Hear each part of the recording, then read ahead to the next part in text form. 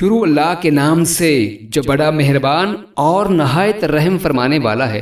حضرت عدی بن حاتم رضی اللہ تعالیٰ عنہ رسول اللہ صلی اللہ علیہ وآلہ وسلم سے بیان کرتے ہیں کہ میں نے عرض کیا، اللہ کے رسول، ہم لوگ شکاری ہیں، شکار کے احکام بتائیے۔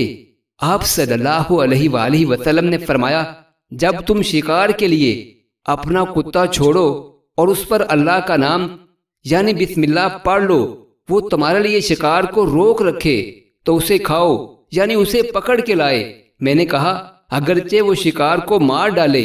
آپ صلی اللہ علیہ وآلہ وسلم نے فرمایا، اگرچہ مار ڈالے۔ میں نے عرض کیا، ہم لوگ تیر انداز ہیں تو اس کے بارے میں فرمائیے۔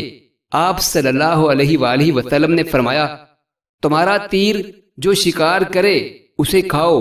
میں نے عرض کیا، ہم سفر کرنے والے لوگ ہیں، یہود و نصارہ اور مجوس کی بستیوں سے گزرتے ہیں اور ان کے برتنوں کے علاوہ ہمارے پاس کوئی برتن نہیں ہوتا، تو کیا ہم ان کے برتنوں میں کھا لیں؟ آپ صلی اللہ علیہ وآلہ وسلم نے فرمایا، اگر تم اس کے علاوہ کوئی برتن پاس نہ پاؤ تو اسے پانی سے دھو لو، پھر اس میں کھاؤ پیو۔ میں نے مزید پوچھا، اللہ کے رسول، میں شکار کو تیر مارتا ہوں، پھر اگلے دن اس میں اپنا تیر پاتا ہوں، اس شکار کا کیا حکم ہے؟ آپ صلی اللہ علیہ وآلہ وسلم نے فرمایا، جب تمہیں معلوم ہو جائے کہ تمہارے ہی تیر نے شکار کو مارا ہے اور تم اس میں کسی درندے کا اثر نہ دیکھو تو اسے کھاؤ۔